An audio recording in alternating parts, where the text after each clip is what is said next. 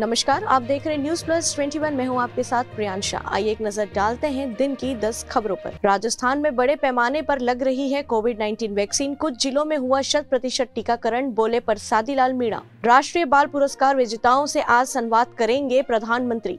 छत्तीसगढ़ में तेज होगा नक्सलियों के खिलाफ ऑपरेशन। सीआरपीएफ और एनआईए डीजी कुलदीप सिंह और डीजी अशोक जुनेजा ने किया ऐलान। नारायणपुर में डीआरजी और नक्सलियों के बीच मुठभेड़, नक्सली का शव बरामद।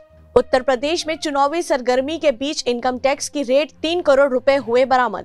20 मछुआरे भारत को सौंपेंगे पाकिस्तान। जेल में 4 साल तक रहे शख्स ने सुनाई आप बीती। आईपीएस डीपी सिंह की हाईकोर्ट में जमानत याचिका, कहा पुलिस रिमांड में 200 से अधिक सवालों का जवाब दिया, अब सुनवाई का मौका दे।